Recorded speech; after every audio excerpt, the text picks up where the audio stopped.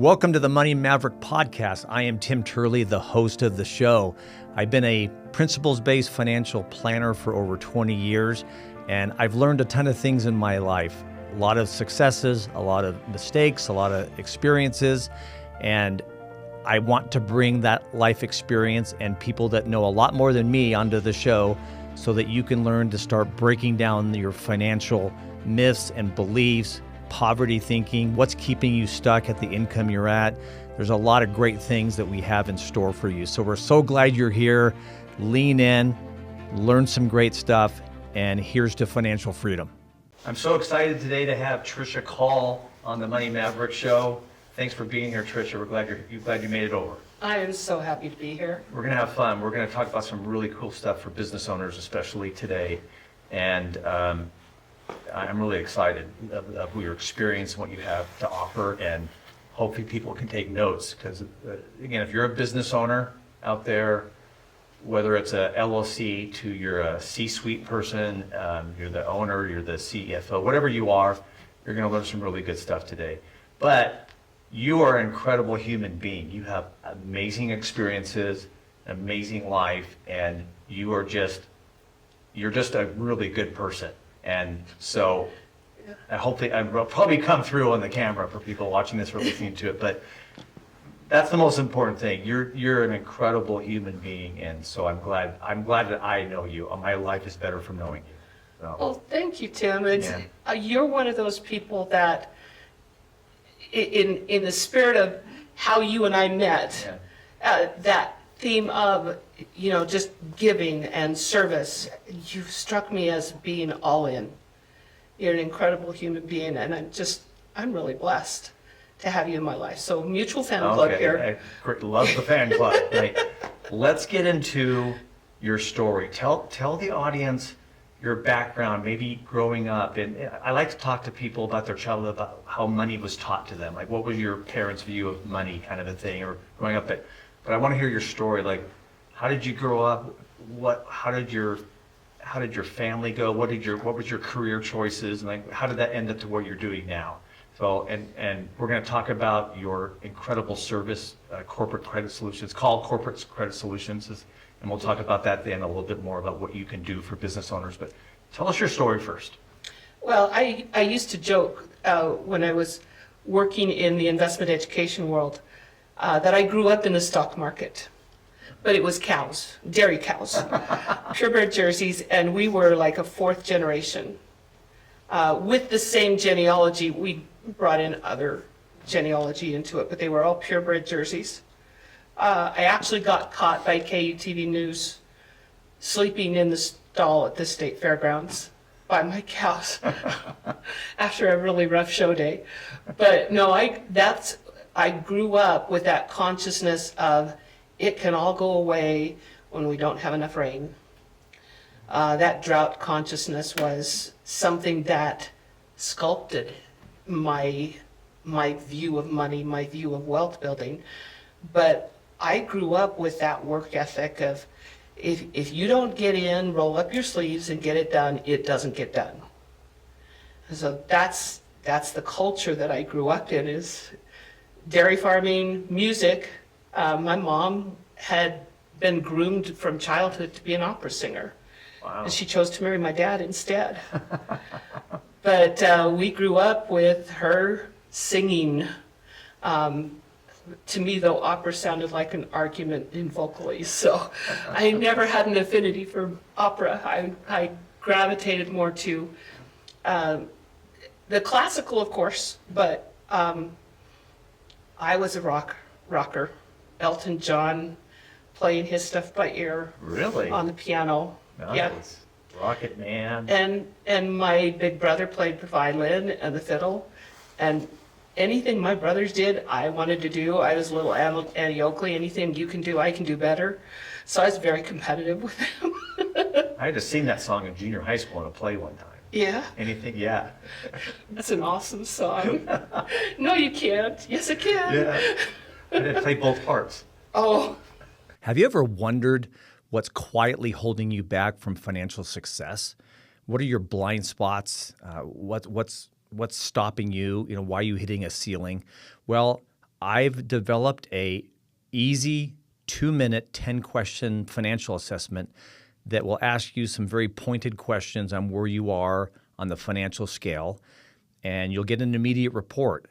The way you answer the questions will produce what level you're at, and it'll give you some great feedback and some suggestions of what resources you can take advantage of that will help you get to where you want to go financially. Again, most of the people in our country are not prepared, and we want to help you change that.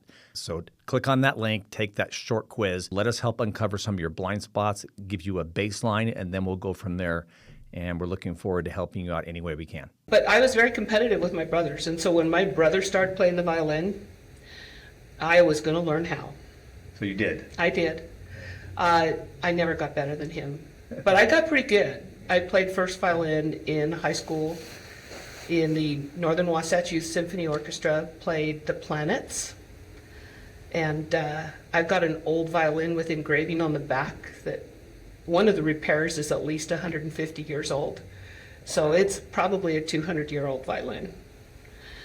But that's how I grew up. Wow. A lot of the rock band kind of thing. I toured Poland with them.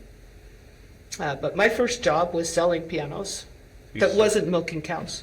Wasn't milking cows, it was selling pianos. And then you've raised 2 children, and all that's a 24-hour job right there. And then that's the most important job you had. But in terms of careers and things you've done, what have you done up until now? Boy, name it. I worked space shuttle program. I was the admin, turning in all the science experiments, getting those to NASA so that NASA was assured that one of the kids' experiments wasn't going to blow up the shuttle. So there was that. I taught school. I ran the 4-H program in 2 counties in Utah. Mm-hmm. And eventually got into the investment education. But before that, I got trained by my father-in-law, who was one of the top newspaper editors in the state. He actually got to have dinner with Ronald Reagan for that. But he taught me how to write. And so I became a ghostwriter. But that education background merged with adult education in the investment education space around 2002. And started out Robert Kiyosaki, Carlton Sheets, the real estate investing side of things, was learning how credit started to work back then, how people started to fix their credit. And then started working in the stock market side of things. Yep. And I was a huge advocate for people learning how money works first for themselves. Okay. Learning before they threw their money into something. Yes. Yes. And my advocate, I never wanted to manage somebody's money. I felt like people needed to be responsible for their own choices. Okay. And that's where you and I had a huge affinity, because we're both passionate about that education side of things and that blind trust of, here, you take care of my money. No, that's not a good thing. Not a great thing. So you've already mentioned the credit part. That's what I want the audience to know about your specialty, because it's so important. We haven't had many guests that actually are in that space of corporate credit. In fact, most people don't even know there is such thing as corporate credit, or they don't know, they've never heard of the company Dun & Bradstreet or what that even means. And so they don't know there's a separation between personal credit scores or FICO scores and then what a business can do. So give us a really quick, why is it important to know that there's business credit and personal credit, and why should people even care about that, and how could that help them?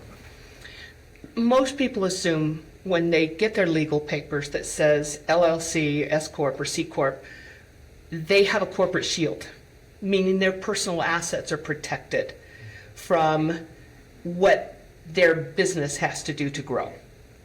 Whether it's borrowing, the business behavior, all of the liabilities of that business should be under the entity.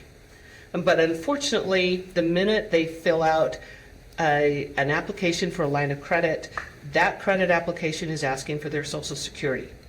Now, I think of it this way. When we're parents, and I've got 2 of them, when You have they two launched. parents, or you have Well, two I have, kids? I have two kids. I want to make sure you don't. I'm a have- parent to two. And when they launched and started developing their own credit, they had me as co-signer. Most people do. When their kids get their first $500 limit credit card, they are co-signing. Their kids are borrowing from the credibility of their parents. Correct. The same thing happens with a company. That EIN is a taxable ID number, just like our kids' social security number is their own ID. Yes. But we lend our credibility to our company starting out. Our personal credibility. Yes. Right, yeah. Sometimes we do the HELOC. Sometimes we're loaning the company money. Sometimes we're borrowing from savings to fund that business. But when that business starts filling out trade applications, let's say that the business needs a truck, and they go to the dealership and they fill out the financial paperwork, they are lending their credibility on that. And at some point, that EIN needs to grow up and have its own standing as a credible borrower. So how many business owners know that you can even do that you can separate personal liability and credibility from business? How many business owners even know that exist? There's nothing out there. One of my ghostwriting stints was actually in startup investing. And when I was doing my research to try and educate the investors about what to look for in a good startup, there's nothing in there. They talk about bootstrapping. Then they talk about angel investors, friends and family. And then they talk about crowdfunding. There's nothing in there about using debt to grow a company. And Donald Trump knows it. He's taken out bankruptcy twice and it hasn't touched him at all.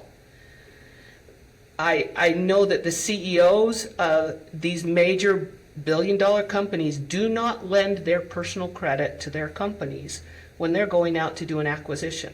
Right. It just doesn't happen. But So- us little guys never get those privileges. It's not taught to us. But we have the same rights. We have the same rights. So how does that happen? First of all, people need to be aware that you can have a separate business credit score and an expansion through debt and done the right way, and separate yourself from your personal Social Security number liability situation. So how do business owners do that? There's easy ways and there's hard ways. One of the difficulties is that most credit card companies out there and most trade lines do not report. It doesn't happen automatically like personal credit does. If you sneeze on a credit application, your FICO score is going to fluctuate.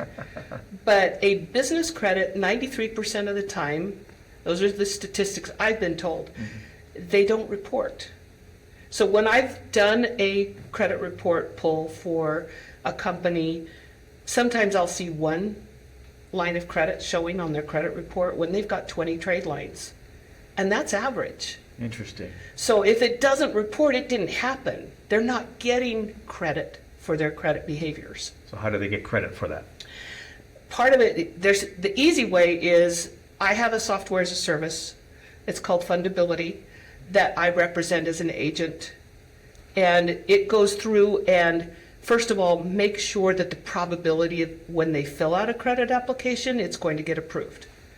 Because all of the data points that automated underwriting software uses now throws different flags for different financial institutions. And so we help the owner fix those data points first so that they're compliant.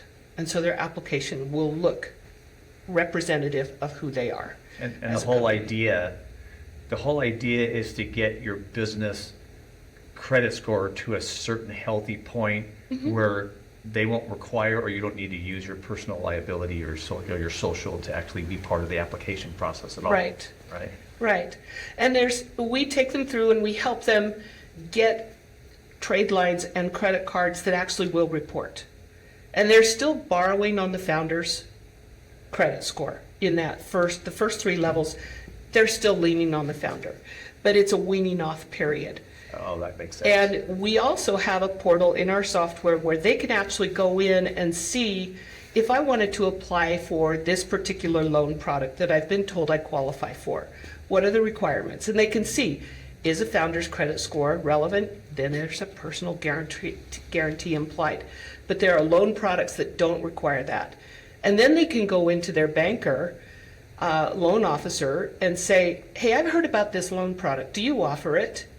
Here's my company credit score with Experian. What do you think? Can I qualify for this? Can my business qualify for this without me having to guarantee anything? So interesting. So besides, give me a practical example. So obviously there's the liability protection of not having to use your personal credit Right. to apply for funding for the business, right? That's a real, you've talked about that.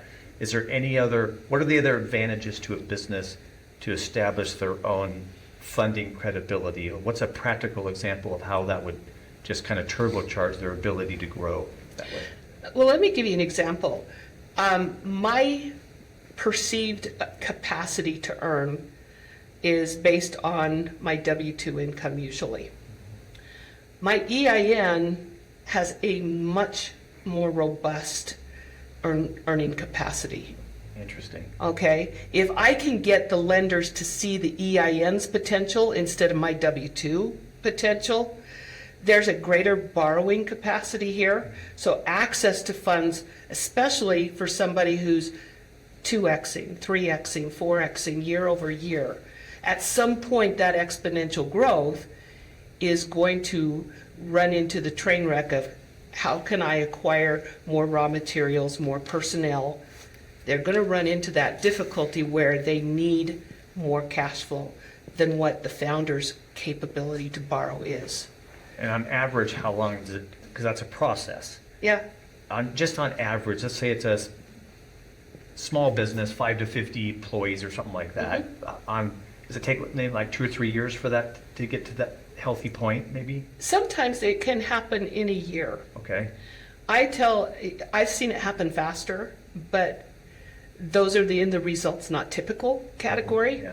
where I'm already seeing 6 trade lines showing on their credit report. Their recommended credits already in the 5 figures instead of the 4-figure zone. Oh. So they almost start at tier 2 instead of tier 1, and it shaves a few months off that process. Okay, that's really awesome. And in the maverick world, in the abundance mindset world, we don't call it borrowing, we call it capitalization. We're finding capital for growth, Exactly. right? So it's the way we look at debt versus growth, right? Yes. Yeah. So I love that. So in the few minutes we have left, if you could leave our audience with a couple things I want to talk to you about as we finish up the show. One is, and this could be a life tip or parenting tip or business tip or just anything you want that's come to your mind. If you can leave something with our audience that something they can take today. Again, it could be a business tip or a life experience, whatever you want, because you have a lot of experience and a lot of wisdom.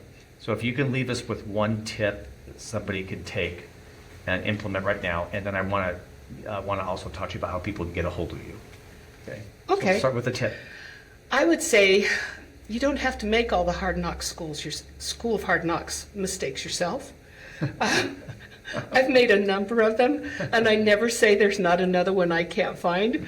But knowing that if you've done things correctly, even if there's a fail, even if there's a mistake that takes everything from you, it's kind of that Grant Cardone, I can start from nothing again because I still have all the knowledge and all the wisdom that I gained.